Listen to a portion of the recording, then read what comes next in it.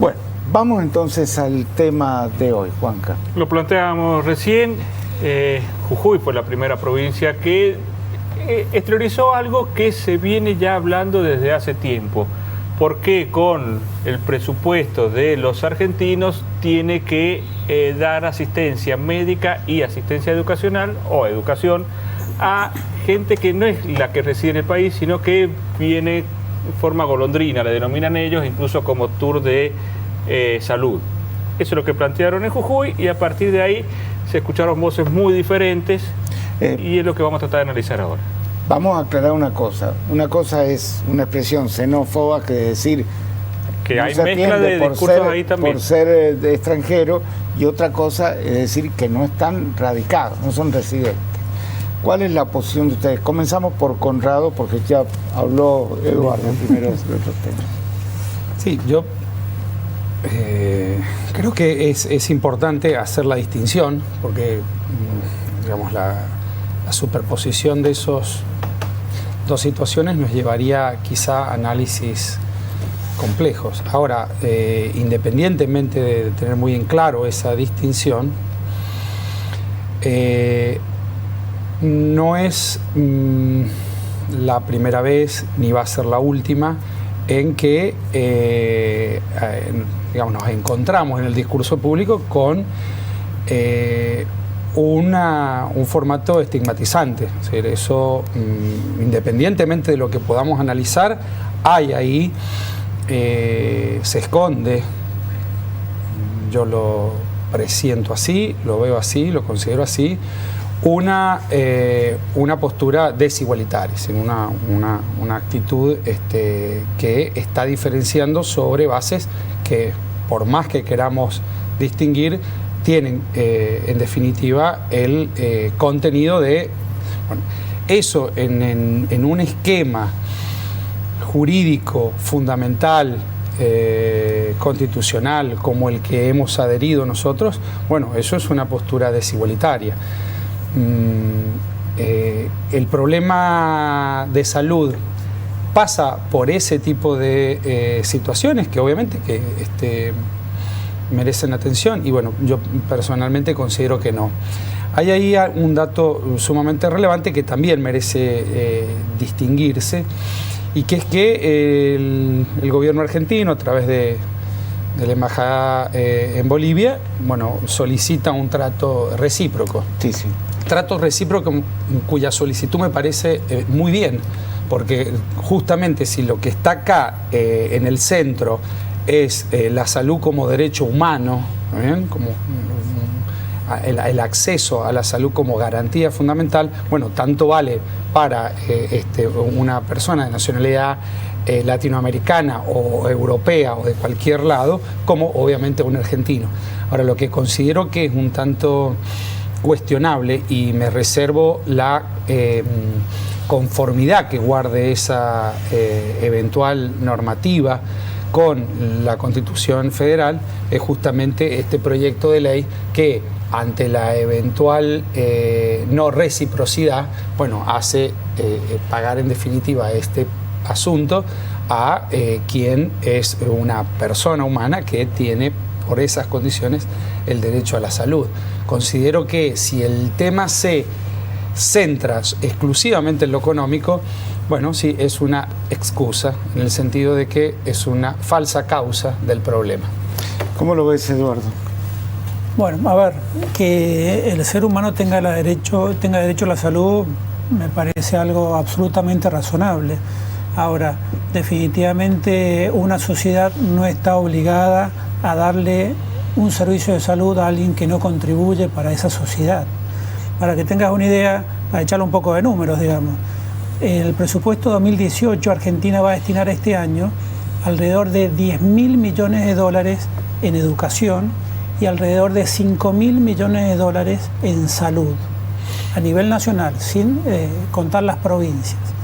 Del presupuesto en educación, de estos 10.000 millones, alrededor del 60% se asigna a las universidades nacionales.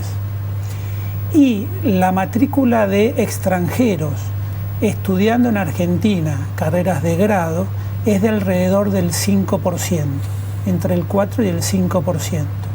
Quiere decir que si esos 10.000 millones, el 60% lo destinamos a educación superior, son 6.000 millones.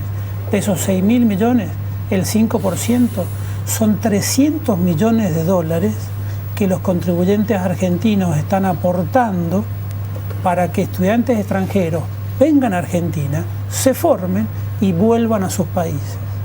Entonces, más allá de lo que contaba acá, lo que aportaba acá el doctor con respecto a los derechos y las obligaciones y el ser humano y todos elementos muy valiosos, a mí me gustaría preguntarle a un obrero de viña de 25 de mayo si él está de acuerdo en pagar un 21% más por su paquete de yerba y por su kilo de azúcar para pagarle los estudios universitarios a un brasilero que viene a Argentina, termina de estudiar en la Facultad de Medicina de la UBA y vuelve a Brasil a ejercer la profesión. ¿Conrado? Bueno, yo creo que ese es un falso planteo, porque si el tema es un problema de contribución, ¿está bien? El problema no está en los impuestos indirectos, sino en los impuestos directos, sin irse a otro tipo de análisis del costo de los derechos y de las garantías constitucionales. Habría que hacer el planteo mucho más honesto. ¿Tiene entidad este problema de los extranjeros en relación al negocio pingüe de las obras sociales sindicales? Por ejemplo, tomó como ejemplo que justamente el problema de la contribución está ahí. Es decir, no sé si se entiende lo que quiero decir. A mí me parece que el problema no es en relación a el impuesto regresivo del IVA. ¿Está bien? Está claro que gran parte del problema que nosotros tenemos en orden tributario es que soportan la gran carga en términos materiales, no en volumen, quienes menos tienen, porque el gran lugar de tributación son los impuestos indirectos. Es decir, para que los oyentes entiendan, justamente los que se pagan en el paquete de hierba, en el litro de combustible. Ahora, ¿y por qué no focalizamos en los sectores de generación de riqueza abiertamente abiertamente privilegiados? Es decir, acabo de nombrar uno, la renta financiera, la transferencia de participaciones societarias. Es decir, yo no soy un especialista, pero ciertamente la comparación de el problema de que la persona de nacionalidad boliviana que no sea residente se compare con justamente un trabajador, me parece que es un falso planteo. Acá el problema tributario es muchísimo mayor al problema de los quienes no son residentes y que se vienen a atender. Creo que es ínfimo, no manejo los números, pero considero que en términos tributarios es ínfimo al lado del problema del privilegio en la tributación que hay en nuestro país. Para acotar un poquito el tema, por ejemplo, viene una mujer de Bolivia, de Paraguay, de Chile o de Australia a tener un hijo en Argentina, ese hijo pasa a ser argentino, con lo cual tiene que tener un trato igualitario a todos. Si alguien tiene una emergencia, una urgencia, dejarlo morir en la calle también me parece que no es con lo que constitucionalmente o el espíritu del país. Pero ¿qué pasa, por ejemplo, con la persona que en Bolivia un médico le dijo usted tiene un cáncer? En Bolivia el cáncer no se lo tratan y esa persona viene a Argentina a tratarse esa enfermedad que ya viene de Bolivia para que se pague en los hospitales públicos argentinos. Porque eso me parece que es un poquito la discusión. Sí, ¿sí? En realidad, a ver, yo no lo centraría en una con todo el problema humano de esa persona. Obvio. Yo no lo centraría en una enfermedad en particular, sino en un sistema en general que evidentemente está mal planteado. Si vos te vas de viaje a Estados Unidos y tenés un accidente, seguramente el sistema de salud de Estados Unidos te va a atender. Pero cuando vos vayas ingresando al sistema de salud norteamericano, te van a pedir o un seguro de salud o te van a pedir tu tarjeta de crédito. Porque ellos tienen muy en claro que los servicios públicos en Estados Unidos los pagan los contribuyentes. Y si vos fuiste de vacaciones a Miami por 15 días, tuviste un accidente y te tuvieron que atender y se gastaron $10.000 en su atención, cuando vos pegués la vuelta, el costo, la factura, queda en Estados Unidos. Entonces, el tema es, si vos estás dispuesto a consumir un bien, tenés que estar dispuesto a pagarlo. De lo contrario, no lo consumas, ¿sí? En el caso, lo que planteaba acá recién el doctor, el problema pasa por el mal manejo de las obras sociales, o porque hay sectores que no tributan, o que hay sectores que evaden. Ahora, la realidad es que en la década del 90, la presión tributaria en Argentina era del 16% del PBI. Todo lo que producíamos los argentinos, le dejábamos un 16% al Estado argentino, para que manejara la cosa pública, entre ellos la educación y la salud. En la actualidad, o sea, hasta que se fue el gobierno anterior, la presión tributaria en Argentina pasó del 16, en la década del 90, al 35%.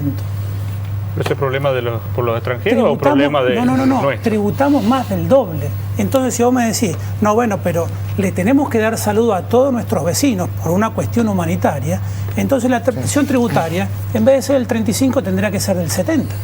Vamos a ir a un pequeño corte, pero ayer dimos una noticia que a mí me dio mucha bronca en particular.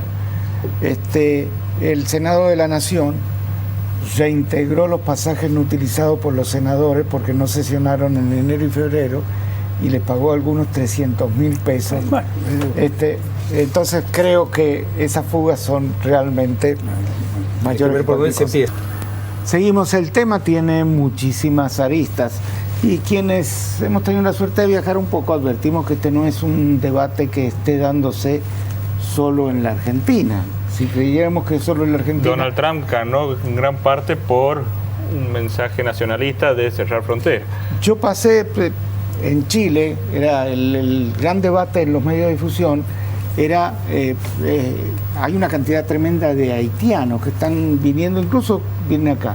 Tienen el mismo tema y sale un sentido nacionalista chileno contra esas cosas. En Francia hemos visto lo que pasa, en Alemania. Es un tema que no es ajeno a todo, pero las dos aristas son las que han planteado Conrado por un lado y Eduardo por el otro, que son posiciones totalmente dispares, una parte del ser humano, la otra parte del interés nacional. Sí, yo hay una cosa que creo que es importante, porque no estamos en las antípodas tampoco. Yo considero que es sumamente serio y realista educar en que el goce de los derechos tiene un costo. No estoy repitiendo acá un voluntarismo lírico de todos tenemos derecho a todo y que lo pague Dios. No estoy diciendo eso. Yo estoy diciendo que claramente, sí, esto lo digo desde cómo nosotros formamos a los abogados en los derechos fundamentales. Mire, todos estos derechos fundamentales, el mismo sistema jurídico fundamental en la Constitución explica cómo va a juntarse el dinero para el costo de estos derechos fundamentales. De ahí que estudiamos los principios tributarios junto con el goce de los derechos. Eso creo que eso nos acerca. El punto es sí, bueno, por supuesto que hay avivadas. En el corte Eduardo hablaba de avivadas. Claro, el gran punto es, a ver, ¿dónde hacemos foco con las avivadas? Él ponía el ejemplo, me parece válido, ¿no? Es decir, el obrero que tiene una altísima presión tributaria y que debe saber que sufre esa presión porque es mucho más fácil cobrar el IVA que cobrar un impuesto directo, ¿no? Es mucho más sencillo. Bueno, claro, la pregunta sería a ese tipo de personas que son las que soportan, entre otras cosas, la universidad pública. Yo siempre lo digo porque son ellos los que los impuestos regresivos son los que el peso de un mismo alícuota les incide más. Bueno, habría que preguntarle si les parece bien que el juego no esté grabado o esté grabado muy... o que un chico tarde 12 años en recibirse en lugar de 6. También, o que haya, a ver, yo en ese ejemplo podríamos hablar, es decir, podríamos dar algunas objeciones. A ver, a mí me parece que la universidad no está solo para dar asistencia y contención, pero la universidad pública también es garante del acceso igualitario. ¿Ven? Y no todos hemos nacido y hemos sido formados como ha sido formado Juan Carlos y quizá yo, en hogares donde nos han permitido salir de la universidad en 6 años o en 7. Eso también es importante. De todas maneras, en concreto lo que quiero decir es que la equiparación a ese obrero a ese obrero, sí. Es muy difícil decirle, mire señor, el Estado argentino le sostiene a usted una persona para que esté todo el tiempo en la universidad, pero usted, porque vive en 25 de mayo, usted no puede venir. Yo en eso coincido. En la universidad creemos que es una conquista que sea pública, y la universidad no es tan pública, es pública para el que puede ir. En eso coincido. Pero en definitiva, lo que quiero decir, hay sectores en la economía, en la generación de riqueza en el Estado argentino, que por los que deberíamos empezar, pienso yo, mucho antes, en orden a las avivadas, que por las personas extranjeras, que, insisto, tiene ahí un contenido desigualitario estigmatizante. En eso coincido. Eduardo, si no se atendiera a los extranjeros o no pudieran acceder a la universidad pública, ¿tendríamos mejor salud o mejor educación? A ver, en realidad no debemos perder nunca de vista la esencia del tema que estamos discutiendo. En realidad, tanto la educación pública como la salud pública son mecanismos de redistribución de riqueza. Son mecanismos que a vos te permiten, en una sociedad organizada, sacarle recursos al que más tiene para darle al que menos tiene, ¿sí? Antes la educación era esencialmente privada, solo se educaban los que podían pagar. Sí. De hecho, el gran avance de la educación pública lo instaura nada menos que un sanjuanino, Domingo Faustino Sarmiento, cuando él dijo: gobernar es educar, tenemos que fundar escuelas todos los días, porque un pueblo culto va a ser un pueblo desarrollado. Ahora bien, el mecanismo es un mecanismo de redistribución de riqueza. ¿De quién? Del más pobre, del más rico hacia el más pobre, pero circunscripto a un límite geográfico, porque si vos le vas a meter una mayor presión tributaria a los argentinos para distribuirlos entre los más pobres de Latinoamérica, te aseguro que no nos va a alcanzar nunca el sistema de redistribución. Entonces, le tenemos que poner un coto. Si yo le voy a dar educación gratuita a alguien, o si le voy a dar salud gratuita a alguien, voy a preferir dárselo al ciudadano argentino y no al extranjero. ¿Por qué? Porque los recursos son escasos. Yo no puedo fabricar infinitas horas educativas. Yo no puedo fabricar infinitos servicios de salud. Tengo recursos acotados y por ende la oferta de servicios también va a ser acotada, ¿sí? Entonces, si partimos de la premisa que la República Argentina en este momento tiene un 30% de su población por debajo de la línea de pobreza, no puedo estar regalándole servicios de salud o de educación al resto de los países de la región, porque todavía no he resuelto mis problemas de salud y de educación puertas adentro. Si yo fuera Suiza, que tengo a todo el mundo educado y tengo un excelente nivel sanitario, bueno, ahí sí, me puedo dar el lujo, como Argentina se lo dio hace más de 100 años, cuando teníamos más vacas que personas, en abrir las puertas para que venga una fuerte corriente migratoria. Hoy no nos podemos dar ese lujo, porque Argentina ya no es un país rico, es un país pobre. Y es uno de los más pobres del mundo. La cuestión es que no quede el debate solo en los extranjeros y no hacer el gran debate de la transformación de la universidad pública. No, por supuesto, lo que tiene que ser, o si es por debatir, si es por hablar, tenemos el debate del sistema tributario. 1000 temas para hablar. El sistema tributario es crítico. Argentina tiene un pésimo sistema tributario porque tiene un sistema regresivo. Esto es, en vez de sacarle al más rico para dar al más pobre, le sacamos más pobre para dar al más rico. Es una estupidez grande como una casa. Ningún país desarrollado del mundo lo tiene, ¿sí? Y también podríamos seguir discutiendo, y nos vamos al plano de la justicia, que para mí, en particular, es el principal problema que tiene la Argentina. Como no tenemos una buena asignación de justicia, es que empiezan a correr un montón de cosas para atrás.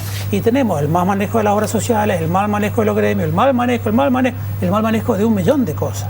¿Por qué? Porque cada vez que vos ves violentados tus derechos, vas frente a un juez y le decís, mire, están violentando mis derechos, y el juez le dice, sí, saque número, lo vamos a atender dentro de 20 años. Y hasta ahí se terminó tu derecho, ¿sí? Entonces, hay muchas cosas por resolver. Ahora, en particular, estos dos temas son dos temas que se caen de maduro. No puede ser que la universidad, que la UBA, tenga 14.000 estudiantes extranjeros que no están pagando nada. Si vos fueras a hacer esa misma gracia de Estados Unidos, esa carrera universitaria te costaría $40 o $50.000. ¿Por qué vienen los brasileños a estudiar medicina a la UBA? Porque en Brasil no solo tienen que pagar por la educación, sino que tienen que rendir un examen, que es feroz. Al igual que ocurre en la mayoría de los países de la región, en donde el ingreso a la universidad no es irrestricto. El único país que es irrestricto es en Argentina. ¿Y cuándo se sanciona la ley? El último día, en la última sesión de diciembre del 2015, cuando el gobierno anterior se estaba yendo. Y dejó un ancla para todo el sistema educativo, para las generaciones futuras. Bueno, porque ahora, ¿quién paga el costo político de modificar esa estructura educativa? Independientemente de que firmaron muchas cosas antes de irse los gobernantes anteriores a esta gestión nacional, la educación pública y la universidad pública ya es una definición social de cierta data. Yo me animaría a decir que el hecho de que la universidad pública y gratuita se considere un derecho fundamental es algo que está inmerso en nuestra sociedad. Vos citabas recién a Sarmiento. Bueno, alguien podría decir que desde ese esquema viene. No me animaría a decir que esto yo no se lo atribuyo, no sería tan generoso a decirle que se lo atribuiría a una gentileza de la expresidenta Kirchner. No. La sociedad argentina tiene una definición amplia sobre, y yo diría que está inmerso en nuestra cultura. ¿Quién no ha salido de una escuela pública? Bien. Yo no conozco, pero me imagino que nos hemos educado también en escuelas públicas. Entonces, bueno, es un debate más complejo. El tema de en las universidades, el tema de la residencia de estudiantes extranjeros, bueno, se lo ve en la ventaja académica del intercambio, de la movilidad.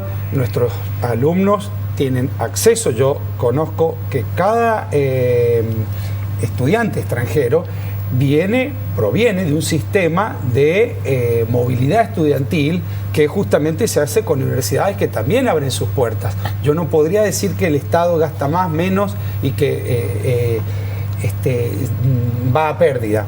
Con seguridad puede irlo tranquilamente.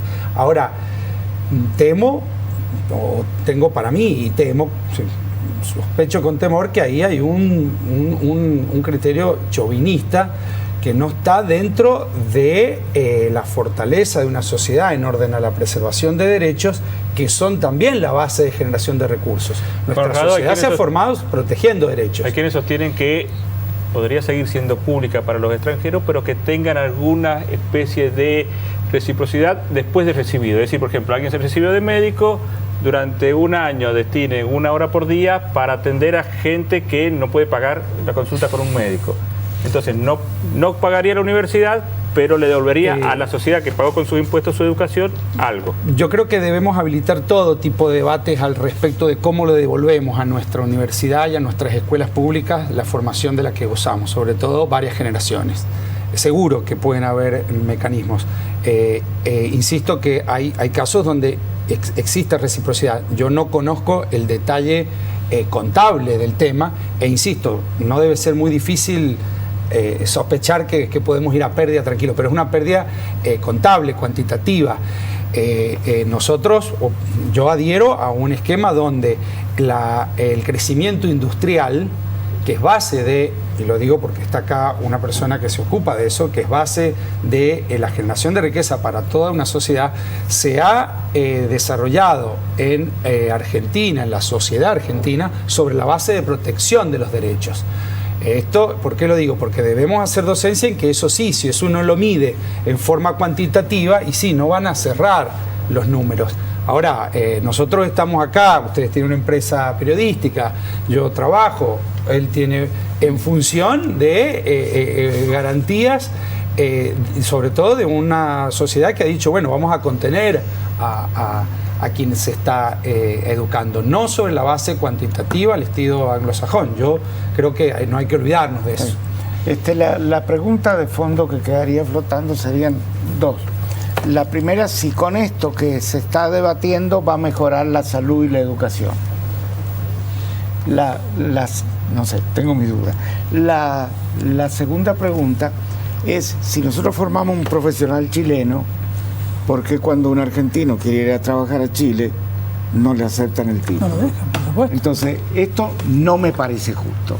Y si vos crees, en el caso particular, yo... Si se viene a formar acá, cuando va el profesional argentino, todos tienen que ser aceptados en Chile. O en cualquier país, o Estados Unidos. Yo atajo las dos, voy de atrás para adelante. Por supuesto que la no reciprocidad es tan irritante como cualquier tipo de no goce de un derecho esencial para cualquier persona. Sería es palmariamente contrario al sentido común y a los derechos básicos no tener un trato recíproco. Es más, si uno está enfocando el problema en una visión desigualitaria en el acceso al derecho, bueno, obviamente que los argentinos tienen que ser todos igual. La cantidad de profesionales argentinos que el mundo desarrollado nos ha sacado y se los ha llevado por 2 monedas más, es tremendo. La fuga de cerebros la conocemos. Ahora, ¿cómo vamos a solucionar eso? Creo que esto no lo soluciona este debate. Bueno, ahí está, es decir, esto no se soluciona ahí. Ahora, hay una pregunta que no la quiero dejar pasar, que es la primera que hace Juan Carlos. Si esto soluciona el tema de fondo. Bueno, yo arranqué diciendo que esto era una excusa en el sentido de falsa causa.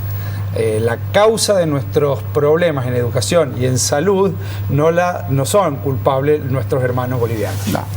A ver, de vuelta, yo tampoco no lo centraría en una nacionalidad en forma específica, sino el problema esencial del cual estamos hablando, que el 5% de los recursos que destinamos a la Universidad Argentina se están fugando del país. Ese es el punto. Entonces vos decís, ¿esto va a solucionar la educación argentina? No, porque el 95% de los recursos restantes también están mal administrados. Y también la economía del país es la que tiene que sostener a todos los profesionales. Ahora, y no es capaz de sostener. En algún momento vos tenés que empezar por el cambio. Y si claramente vos estás viendo que hay una fuga, como si tuviese una gotera en tu casa, antes de empezar a pintar o a cambiar los pisos o arreglar los muebles, vas y tapás la gotera. Yo escribo al desarrollismo, así que se sabe cuál es mi posición, pero yo creo más en el crecimiento del país que en ir achicando y tirando del barco cada día un pero a ver, guarda, no se trata de achicar, sino de que esos recursos, si nos pudiésemos ahorrar ese 5% que se nos está fugando, vos le podrías dar... No se ahorraría. El sistema se encargaría de gastarlo. Está bien, pero ¿en qué lo podrías gastar? ¿En tener mejor tecnología en los laboratorios de investigación? ¿O en pagarles mejores salarios a los docentes? O pedir que te devuelvan el monto de los pasajes, no sé. O en darle becas a los alumnos que aún con una universidad gratuita no van a llegar nunca a la universidad. Sí, sí. ¿Por qué? Porque del 100% de los estudiantes que vos tenés en la Universidad Argentina, alrededor del 80% son de clase media alta.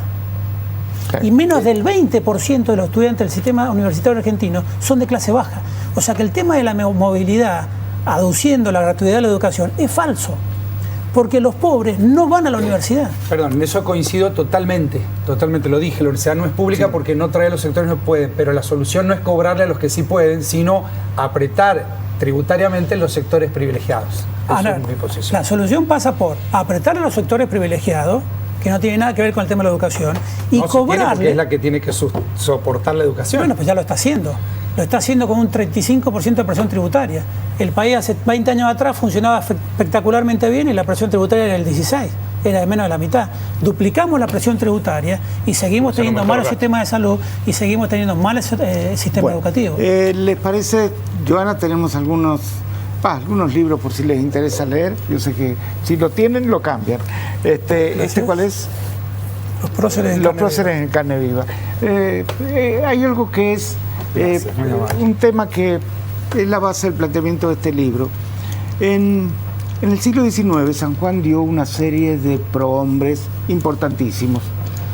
Dio un presidente de la Nación, como Sarmiento, un vicepresidente de la Nación, como Del Carril, el presidente del Congreso de Tucumán, el autor de la primera ópera argentina, que es Pampa, y lo hizo un tal Beruti también,